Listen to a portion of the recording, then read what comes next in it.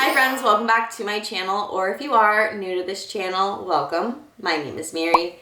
Now in today's video, I'm going to give you my personal opinion on the top 5 critters that you should probably avoid.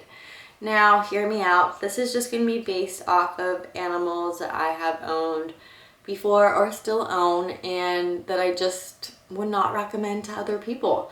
Now everybody's different.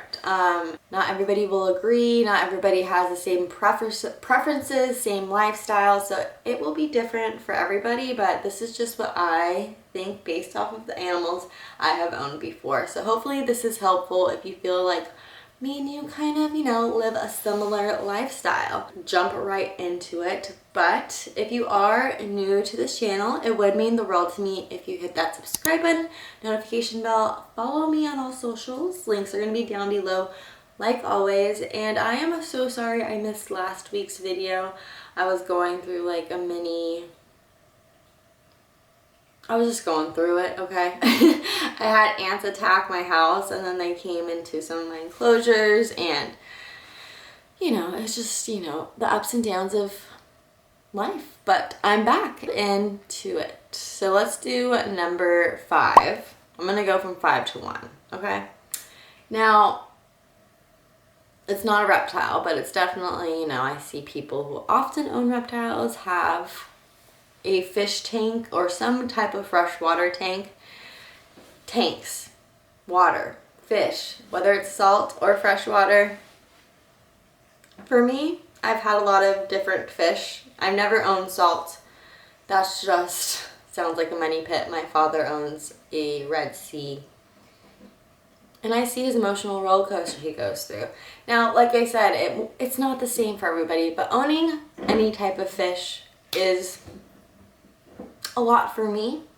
Just because I'm sure people are like, what? A fish? Like, they don't do anything.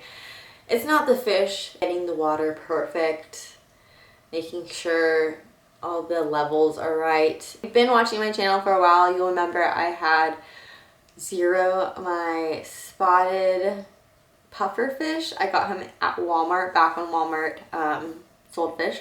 And I did have him for 6 years, but it was emotional roller coaster every single time because his levels would go crazy and then I would be stressing that I would kill him and had to eat certain type of snails to file down his teeth. It was a whole stressful situation. So I don't know, I just really don't recommend tanks for people because even a beta tank can be very triggering because my beta right now is going through, it's my fault because the nitro levels are all whack.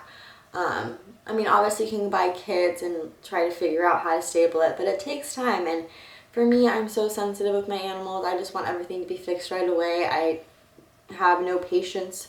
So my beta right now is going through some really rippy fins, and it's just every time I look at her or him, I'm just like, I am so sorry. Yeah, fish could be really relaxing when you sit and watch them, but for me, it is so stressful. Anything that has to do with water. So betas, goldfish, my pufferfish. I absolutely loved my pufferfish. He was the spotted puffer. He was in brackish water, so that made it a whole nother wild thing. It was an emotional roller coaster. I love watching fish, but I think I'm just going to stick to going to aquariums from now on. So number 4 is going to be a leopard gecko. And I know that's kind of strange because most people think of leopard geckos as being a beginner reptile. And my first reptile, I will be honest, was Mr. Elvis. But I have 3 now, and Elvis is chill. Ozzy is not chill, and June is not chill. They don't like to be handled. They require an everyday checkup. I check up on all my animals daily, but these guys kind of require a lot of maintenance. They need heat pads, they need UVB, and they need basking. Now, some people will say they don't need all that, they just need a heat pad, but if you want to give them the proper care, they need all that. So that's just a lot in general. They need a 40 minimum. So that's a big tank for such a small guy, some people would say. and they need humidity hide, and that hide has to stay pretty, moist all the time because they get really bad stuck shed. And sometimes they just don't like to be handled. I have 2 geckos that don't like to be handled at all. And some might say, like, I've owned Ozzy since he was very tiny and tried to handle, like, get him used to handling, and he just never ever liked it. He's really big and he loves his like 40-gallon that I built for him. From time to time I do have to take him out to get his little hands to soak because he gets stuck shed, and he opens his mouth, squeaks, tries to bite me. I've never like officially got bit by one. I heard that their bites can hurt. I have got bit by my African fat tail, and that was bad. But yeah, people, some just really don't like to be handled. Like June is my oldest female, and she throws her tail like crazy, and it kind of like freaks me out a little bit because if they do get too spooked, like they can totally throw off their tail like a crested gecko can.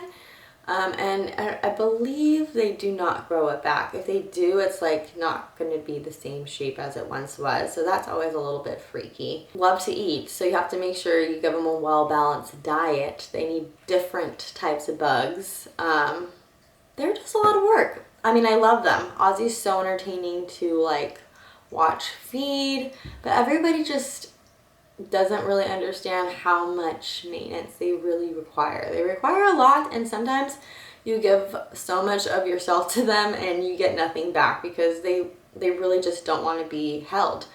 They're pretty quick, so like they'll leap, they'll bite, they'll run off.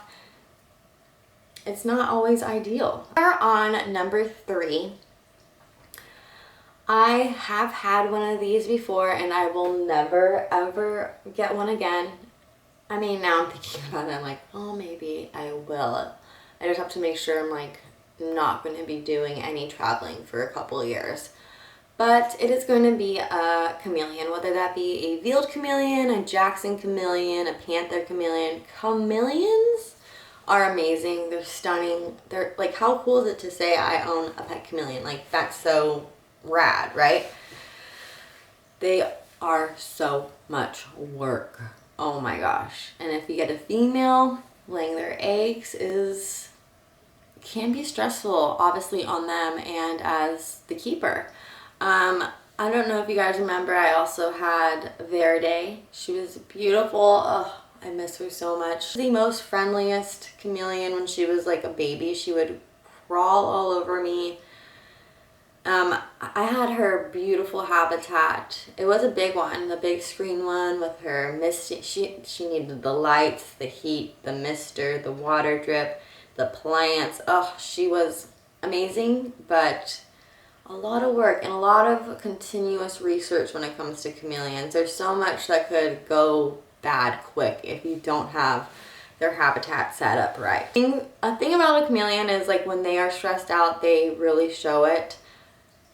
They don't like scream or show pain, but like their colors, their eyes just really show when they're sick. So when she would go through laying eggs, it would always be so stressful process of having her lay her eggs and then getting her back to health. She probably did about like 5 different clutches, and some people would tell me that I should like breed her. That way she would do what she needed to do as, an animal, and it would make her life span a whole lot longer. I was very still new into keeping, I mean, don't get me wrong, I did all the research I could possibly do, but breeding her just sounded like way too much for me at that point. Maybe talk to another person who's owned chameleons and ask them how they feel. But yeah, maybe one day I'll get a panther, but I guess we'll see. All right, so we are on number 2, and this might be a little bit controversial, but like I said, this is my personal opinion, so I really don't recommend these guys, and I feel like other than a leopard gecko, this is like the #1 animal people go by, and that is like a tortoise or a turtle, like the water turtles. I've never personally owned water turtles because I've already been through like the whole water thing, and I've heard stories about water turtles. But I do own a tortoise. Not by choice. My cousin wanted one, and then she got busy with life, and now he's mine. But I still love him. Don't get me wrong, I have a Herman's tortoise named Oli. But, you know, the guy's a lot of work. His heat, his UVB, he has to come out almost every day to explore because he will just bang and bang and bang on that glass door. I know some people will be like, oh, tortoises are super mellow and chill. Well, I don't know, maybe not mine. My brother has a Redfoot Big Mamba Pippi, and she's wild. They need fresh salads every single day. You gotta give them a good soak. You gotta make sure that their beak is nice and trimmed. They're cool, you know, but I don't know. Like Oli, he's fun to hang out with. Oh, he's like literally looking at me right now. Messy when they smear their poop all over the place. Like I said, if you just had one pet, one individual pet, I think they'd be pretty cool, but they require a lot of space. And also they live an extremely long time. Extremely long time. So expect them to be in your life forever. I mean, obviously that's amazing, but like when you're 60, you're probably gonna still have your tortoise. So I don't know. Like I love him and everything, and if my brother wanted to give me his Redfoot, I would take him in because I already have one, you know? But I don't know. Like just don't really think. Do you love tortoises? All right, so we are on our last one, and she is messy, she is stinky, she has no chill, and that's my corn snake. I will never own another corn snake. She is my first snake I ever owned in my life, Vixen, so I feel like I can't rehome her. I can't, you know, give up on her. So she's gonna be with me forever, but gosh, she's a pain in the butt sometimes, to be honest, when it comes to like her bathroom mess. She'll just go anywhere she pleases, and it's very stinky. Like my ball python, I feel, has like a little chihuahua poop, while this one is just like a messy, stinky. I'll give her, you know, beautiful new hides, and they'll just be splattered all over the place. She doesn't really like to be handled.